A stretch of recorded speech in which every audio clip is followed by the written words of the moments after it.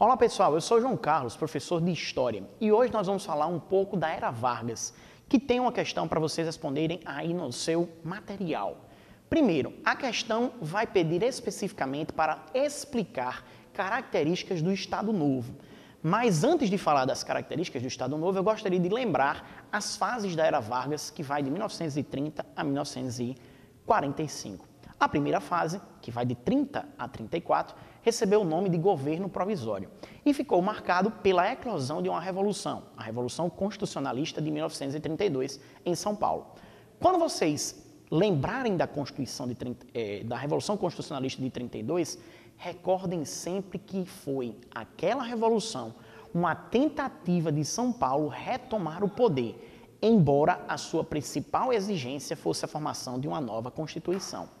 Vencida a Revolução Constitucionalista, Getúlio Vargas convoca eleições e nessas eleições serão eleitos deputados e senadores que formarão uma nova Constituição para o Brasil.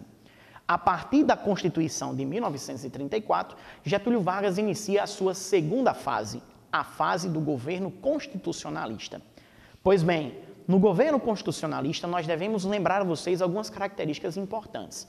A primeira característica é a própria Constituição de 1934. O que é que a Constituição de 34 traz de inovação? Primeiro, foi uma Constituição promulgada, ou seja, ela foi votada, ela foi discutida.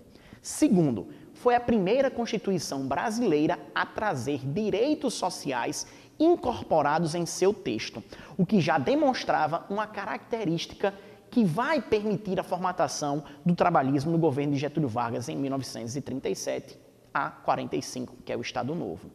Pois bem, além da Constituição de 34, recordem que neste período do governo constitucional, Getúlio Vargas também assistiu ao surgimento de partidos políticos com posições ideológicas extremamente diferentes. Um partido que tinha uma posição de extrema-direita chamava-se AIB, era o Partido Integralista, liderado por Plínio Salgado e influenciado pelo fascismo italiano.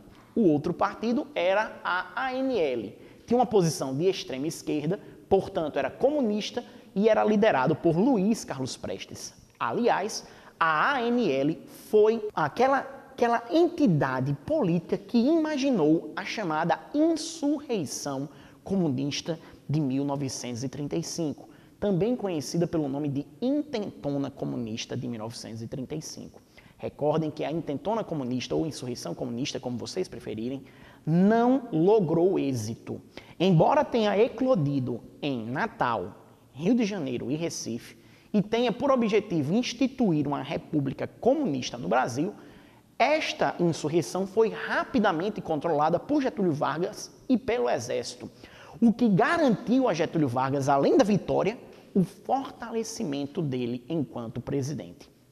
Lembrem-se, pouco tempo após a vitória sobre a insurreição comunista de 1935, Getúlio Vargas editou uma lei, a chamada Lei de Segurança Nacional, que ampliava os poderes da presidência da República, e em 1937 ele deu um golpe, chamado Golpe do Estado Novo, que foi um golpe baseado em denúncias de um plano forjado pelos integralistas chamado Plano Cohen, que vocês sabem, não era um plano verdadeiro, ele foi criado para propagar um sentimento de medo entre a população brasileira. De 37 a 45, portanto, do início do Estado Novo até o seu fim, é que a questão vai tratar. Então eu quero que vocês, mais uma vez, olhem para o material e verifique que após o pequeno enunciado, a questão pede que se trate, que se explique as principais características do Estado Novo. Então, turma, nós devemos lembrar algumas características extremamente importantes desse período, que é o período que mais cai no vestibular da UFRN. Quando se fala em Getúlio Vargas, praticamente é obrigatório falar em Estado Novo. Então, como características do Estado Novo, que nós devemos explicar e vocês devem desenvolver na questão, o que é que nós temos que lembrar a vocês? Primeiro, o Estado Novo teve como característica o nacionalismo. Getúlio Vargas praticou não apenas o nacionalismo cultural, mas também o nacionalismo econômico. O nacionalismo cultural é muito simples, é a valorização das coisas do Brasil. É a valorização do carnaval e muitas vezes o controle do carnaval. É a valorização da ideia da miscigenação racial. Então valoriza-se a cultura, as matas, a fauna, a flora daquilo que representa o Brasil. E em termos econômicos também há um nacionalismo. E este nacionalismo econômico se conjuga com outra característica do período de Getúlio Vargas, que é a questão do industrialismo. Getúlio Vargas propôs a modificação do nosso eixo econômico. O nosso eixo econômico era baseado em quê? Em agricultura. Todos vocês recordam que a principal atividade econômica do Brasil durante a Primeira República foi a produção de café. Pois bem, a partir do Estado Novo, Getúlio Vargas vai desenvolver as indústrias de base, que são indústrias estatais, destacando-se a Companhia Vale do Rio Doce e a Companhia Siderúrgica Nacional, que posteriormente foram privatizadas no governo de Fernando Henrique. Mas as indústrias estatais de base foram importantes para a formação da industrialização do Brasil, porque o Brasil só poderia ter indústrias de bens de consumo duráveis, como veio a ter a partir do governo de Juscelino Kubitschek, se aqui já existissem indústrias de base. E são indústrias estatais, portanto, indústrias do Brasil. Lembrem-se, aí você tem um nacionalismo econômico. Então, já lembrei duas características, a questão do nacionalismo e a questão do industrialismo. Uma terceira característica que eu gostaria que vocês relembrassem, colocassem na questão, é exatamente a questão do trabalhismo. Getúlio Vargas se aproximou das classes operárias, dos trabalhadores, e concedeu aos trabalhadores vários direitos, dentre os quais se destacam a carteira de trabalho, que garantia ao trabalhador vários direitos. No momento em que o patrão assinava a carteira de trabalho, ele tinha direito à questão de férias, ele tinha direito à questão de salário mínimo, ele tinha direito à questão de seguro-desemprego.